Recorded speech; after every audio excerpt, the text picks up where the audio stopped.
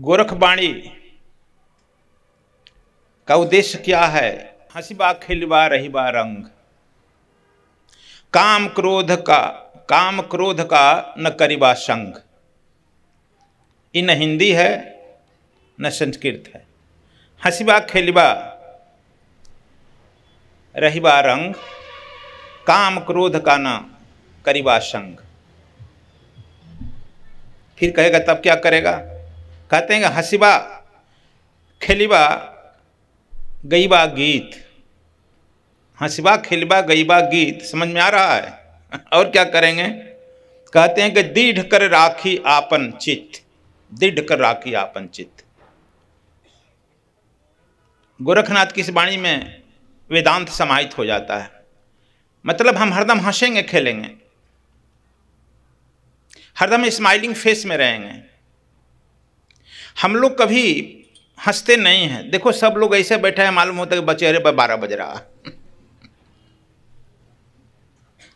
कुछ औरतें थोड़ा बहुत हंस लेती है, लेकिन फिर कहती है कि पता नहीं है घर पर क्या होगा, लड़के क्या करेंगे, बहुत देर हो गया। फिर उदास हो जाती है, बाबा कब तक फंसाए रखेगा यहाँ।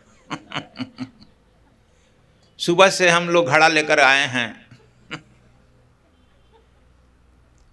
इसका मतलब ये संदेश देते हैं कि हम कभी वर्तमान में नहीं जीते हैं। या तो हम भूत में सोचते हैं, जो बीत गया उसके सोचते रहते हैं, या तो भविष्य जो आने वाला उसके बारे में सोचते हैं। इसलिए दुखी रहते हैं।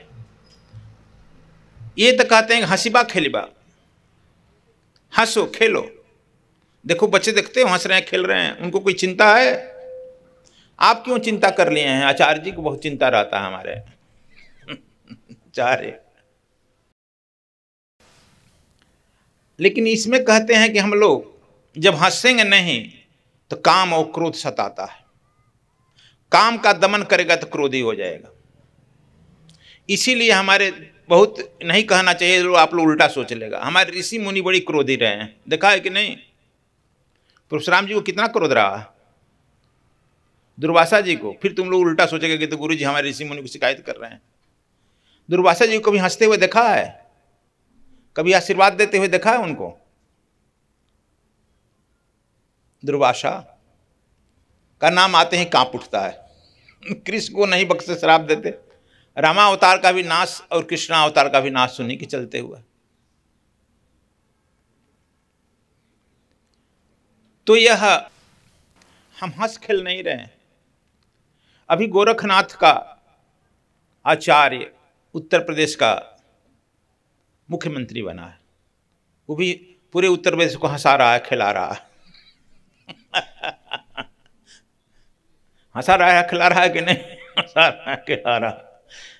कहते हैं कि काम क्रोध न धरिबार संग। तुम अभी प्रैक्टिकल करके देखो, तुम लोग जा करके घर पर हरदम हंसते रहो। कहो कैसे गुरुजी, अब पति से झगड़ा होना है तो कैसे हंसे? हम तो एक बार बताए थे नवरात्र में, तुम लोग अपने अपने घर पर जहां प्रवेश करता है एक 2.5 फीट 3 फीट का बड़ा शीशा लगा लो, मिरर। ज्यों ही घर पर जाते हो, प्रवेश करते हो, तुम अपना चेहरा देखो। क्रोध में प्रवेश करता है घर में, करता है ना? कोई ना कोई बहाना खोजता है। अब पत्नी भी क्रोध में कोई ना कोई बहाना खोजती है, कब तुम आया तो हम हिंदुस्तान पाकिस्तान की तरह अटैक करें। वो भी खोजती है। दिन भर कोई बर्तन नहीं गिरा होगा, लेकिन तुम्हारे प्रवेश करते करते घर में खटाक से न बर्तन पटकेगी। कोई लड़का बच्चा होगा छोटा, तुरंत 2 थप्पड़ लगाएगी, वो चिल्लाएगा। तुम भी अब हिंदुस्तान पाकिस्तान की तरह युद्ध में फिर जाएगा ना। इसलिए तुम लोग आज से प्रैक्टिकल करो। हम तो एग्जाम्पल बताएंगे, उदाहरण। तुम लोग अपने घर पर जहाँ इंटर करता है 2-2.5 फीट का बड़ा मिरर लगाओ, और जाते हुए जब प्रवेश करता है घर में तो उसमें मुस्कुराना शुरू कर दो। कहे मुस्कुराहट नहीं थे, बनावटी करो, आर्टिफिशियल। आर्टिफिशियल तो आ जाएगा ना, आर्टिफिशियल मुस्कुराओ। जब आर्टिफिशियल मुस्कुराने का प्रैक्टिकल करेगा, प्रयोग करेगा, धीरे धीरे तुम्हारा चेहरा उस मुस्कुराहट को पकड़ लेगी। कई बार आप लोगों से कहेंगे पंडित नेहरू माघ मेला में स्नान करने एक महात्मा के यहाँ प्रणाम किए, आशीर्वाद दिया, कहा कि बेटा एक बात कहें हम, तो आशीर्वाद दिए, तो कहा तुम हरदम मुस्कुराते रहो। कहा कि बाबा इतना बड़ा देश है, मुस्कुराते कैसे रहेंगे, समस्याएं हैं, कि समस्याएं समाधान का ही तो उपाय बता रहे हैं बेटा, मुस्कुराते रहो। तो कैसे मुस्कुराएं, वही इसी तरह से बताए। यही बस एक हमारा काम करो, देखो तुम अपने जिंदगी में सफल होते हो कि नहीं। आजकल तो नेहरू जी के बहुत, तुम लोग क्या क्या बोलते हो उस पर हमको कोई कमेंट नहीं करना है, लेकिन देखो नेहरू जी के मुस्कुराता हुआ लाफिंग चेहरा हरदम है। और अपने समय में अब जो हो, लेकिन कोई विरोध उनका नहीं हुआ और सब समस्याओं का समाधान उनकी मुस्कुराहट से हो गई। उनकी बात छोड़ दो, अब मीरा यहाँ जो है, मीरा का नाम लिया, कृष्ण का भी नाम सुना होगा ना। कृष्ण का चेहरा कभी रोते हुए देखा है हमारे, ऐसा मन मारे हुए देखा है कभी? Have you seen the face of Lord Krishna? देखा है जी? क्या कृष्ण जो है बड़े खुशहाल रहते थे, जिसका जन्म ही जेल में हुआ और 6 दिन से पुतना माई ऐसे प्रिय माई दूध पिलाने पहुंच गई रिद्धि सिद्धि लेकर। बोलो ऐसा कोई लड़का होगा? और 6 महीना तक बहुत लोग उनको सेवा में पहुंच गए। युद्ध पूरे जिंदगी में 108 लड़ाइयाँ लड़ा है, लेकिन कभी कृष्ण का तुम लोग गंभीर चेहरा नहीं देखा होगा। देखा है? तो हम आए हैं इस बार आप लोगों को ये कहने कि यह गोरखनाथ कहते हैं, हंसिबा खेलिबा रहीबा रंग, एकदम रंग, हंसो खेलो, रंग में रहो। यह तुम्हारे रोने से तुम्हारी समस्याओं का समाधान नहीं हो जाएगा और समस्याएं बढ़ जाएगी। यदि किसी उपवन में तुम देखो, किसी वाटिका में देखो, कोई फूल सूखा हुआ है तो क्या माली उसको रखता है कि तोड़कर फेंक देता है? बोलो, सच में फेंक देता है। मुस्कुराता हुआ फूल को देखता है, रखता है, पानी देता है। जो पौधे भी सूखने लगते हैं उसको उखाड़ कर फेंक देता है। उसी तरह से तू परमात्मा के फूल हो। You are the flower of the almighty God. परमात्मा भी तुम्हारे को घूमता है, देखता है। रोज रो रहे हो तू, अभी न छोड़ दे, भाग करमा भागा कहीं का रोते रहो। Do you follow? इसलिए तुम लोग देखो, यह हंसना और खेलना एक कला, और हंसते हुए जो है आदमी खेलते हुए कामी नहीं हो सकता है, क्रोधी नहीं हो सकता है। क्योंकि काम और क्रोध की जो वासना है निकलने का एक माध्यम चाहिए। हंसप ठठाई फुलाई बुगालू, दो एक साथ न होए भुगालू। कभी तुम दुर्वासा जी के चेहरा का हंसते हुए देखा है? फोटो में कहीं परशुराम जी का देखा है?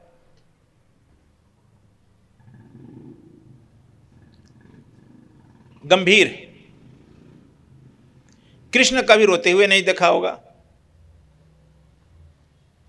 तो यह बड़ी बात कर रहे हैं कि हंसिबा खेलिबा रहीबा रंग, एकदम रंग में रहो। और काम क्रोध न रखिबा संग। अब काम क्रोध संग रहेगा। हम लोग जो क्रोध का कोई बहाना खोजते हैं। हम हरदम कहते हैं, लेकिन मानता नहीं है लोग, तुम लोग, कि अपने तुम ऊर्जा के फील्ड में रहो, अपने एनर्जी के फील्ड में रहो। हम लोग ऐसे होंगे कि दूसरे के एनर्जी के फील्ड में चले जाते हैं। पूछे कैसे? क्या जी शर्मा जी? कोई आदमी आया और कहा शर्मा जी पर गाली दे के, बहुत बदमाश बेहुदा यहीं बैठा है। अब देखो ये फट से उठेंगे, ताल ठोक लड़ जाएंगे, मारा पीटी हो जाएगी ना। इसका मतलब तुम्हारा चाबी तो खुशी और दुखी का उसके हाथ में है ना। तुम लोग भी सोचो, घर पर जाएगा पति, यदि चाय बना कर दिया, कहा कि मीठा नहीं है, तुरंत प्लेट पटक देगी, कहा कि मीठा नहीं, अब कहाँ से मीठा लावे इनको पटक देती है ना। इसका मतलब तुम्हारा चाबी तो किसी और के हाथ में है ना, क्रोधित होने का। जब वो चाहे, जैसे गाड़ी ले गया, सेल्फ मारा, गाड़ी स्टार्ट हो गई, तो तुम्हारी चाबी दूसरा स्टार्ट किया, तुम जो है क्रोध कर दिया, गाली गलौज करने लगा, मारपीट कर दिया। आपको अपना कंट्रोल अपने में नहीं है। ये एक बहुत बड़ी बात हम कह रहे हैं। तुम लोग अपना जो है सेल्फ अपने अंदर, अपनी चाबी अपने पास रखो, अपने मुट्ठी में रखो। क्या तुम्हारी हिम्मत है कि तू हमारी स्थिति बिगाड़ देगा? भगवान कृष्ण के साथ यही रही है। अद्भुत व्यक्ति हुए हैं, कोई को क्रोधित नहीं करा सका। चक्र सुदर्शन छूट रहा है लेकिन हंसते हुए छूट रहा है। बांसुरी बज रही है, ऐसा अद्भुत व्यक्ति नहीं देखा होगा तो पृथ्वी पर। बांसुरी बज रही है, कब वह बांसुरी अंतर्ध्यान हुई, कब चक्र सुदर्शन आया तो कह नहीं सकता है। गीता में जब युद्ध भूमि में उतरते हैं तो निश्चय ऐसा व्यक्ति जो है गीता छोड़कर भाग गया। बाप रे, ये युद्ध वाला आदमी मैं नहीं पसंद करता। तो इन लोगों ने गीता का अर्थ बदल दिया। अब इस पर हम नहीं बोल रहे, लेकिन अर्थ बदल दिया। कहे कि नहीं बाहरी युद्ध नहीं, अंदर की युद्ध है। कुछ लोग बदलते जा रहे हैं, अब नहीं नाम लेंगे, लेकिन बदलते जा रहे हैं। हिम्मत नहीं है, क्योंकि इसीलिए कृष्ण को पूर्ण अवतार कहा गया। लेकिन आप लोग तो चक्र सुदर्शन भी नहीं पकड़ता है, बांसुरी भी नहीं पकड़ता है, तो क्या पकड़ता है? बस क्रोध से भरा हुआ नीचे से ऊपर तक खजाना। मान लो कि 2 घड़ा रख दो यहां पर। अब बच्चे आकर के कोई एक घड़े में अमृत भर दो और एक घड़े में विष भर दो, एक घड़े में दूध भर दो, 3 घड़े रख लो। कोई बच्चा जो आकर के दूध वाला घड़ा पर मार दिया पत्थर, तो क्या उससे दूध निकलेगा कि विष निकलेगा? बोलो। हाँ, नहीं बोल रहा, दूध ही निकलेगा। अमृत वाला घड़ा पर पत्थर मारेगा तब? अच्छा, अब विष वाला पर मारेगा तब? तो देखो, वह किसी को गाली देना, किसी को बोल देना, वो बहाना है। तुम्हारे अंदर क्या है वो तो टेस्ट कर रहा है, वही नहीं निकलेगा तुम्हारे अंदर। देखो, भगवान बुद्ध एक पेड़ के नीचे बैठे थे। बच्चे उस पेड़ पर, आम का पेड़ था, बिहार में आम का पेड़ बहुत ज्यादा होता है, वह वैशाली में बैठे थे। पेड़ पर से कुछ आम मिला था, बच्चे खाते थे, कुछ चलते रहे थे, अकेले बैठे थे, भिक्षा पात्र लिए। एक बच्चे का जो है पत्थर जाकर बुद्ध के कपार पर लगा, खून गिरने लगा। बुद्ध के आंख से आंसू आ गई। 10,000 शिष्य भिक्षाटन में गए थे, जगह जगह से आने लगे। देखे कि भगवान बुद्ध रो रहे हैं, बड़ा गड़बड़ाया सब। भगवान क्यों रो गया? देखे पत्थर गिरा हुआ है। अरे ये सब लड़के पत्थर मारे हैं ना, बड़े के लड़कों को पकड़ कर लाया, पीटते हैं हम इन लोगों को। अब 10,000 से भारत के सारे राजा उनके शिष्य हो गए थे, पिटाने में कोई दिक्कत है? बुद्ध कहा कि तुम हमको और दुखी कर रहा है। कहा कि अरे भगवान यही ना पत्थर मारा है। कहा हम उसलिए नहीं रो रहे हैं, तब हम रो रहे हैं इसलिए कि इस पेड़ को तुम लोग कहता है कि जड़ है, इस जड़ पर जब यह पत्थर मारता है तो आम दे देता है, और हमारे भिक्षा पात्र में कुछ मिठाई ही नहीं है कि यह पत्थर मारा और मैं इसको मीठा खिला सकूं। मैं तो इसलिए रो रहा हूं। अब समझा? बुद्ध के अंदर करुणा। हम लोग जो है अपना क्रोध निकालने का कोई ना कोई बहाना खोजता है। बाप बेटा पर निकाल रहा है, बेटा बाप पर निकाल रहा है, पत्नी पति पर निकाल रहा है, पति पत्नी पर। घर जो है आजकल जूडो कराटे का अथी हो गया है। हमसे आजकल कोई पूछता है गुरुजी शादी करें तो कहते हैं कि जूडो कराटे सीख लेना बच्चा। कहा क्यों? तो काम ना आएगा, काम आएगा ना जूडो कराटे। तो देखो, यह गोरखनाथ बहुत बड़ी बात कहते हैं, तू लोग नहीं सुना होगा ये बात ना। गोरखनाथ की वाणी न संस्कृत है न हिंदी है, लेकिन यूनिवर्सिटी में, कॉलेज में, यूनिवर्सिटी में गया, रिसर्च होने लगा,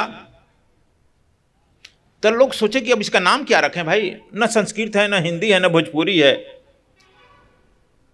लेकिन ये वाणी तो बड़ी बेशकीमती है।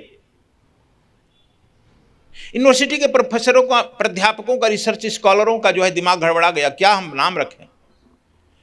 तब इन्हें कहा सधुकड़ी भाषा। कोई डॉक्टरेट नहीं किए हैं, सधुकड़ी भाषा, यह साधु की भाषा है। वेदांत फीका पड़ रहा है, यह जीवन में उतार लो। काम क्रोध न करिवा संग, काम क्रोध कोई संग नहीं कर।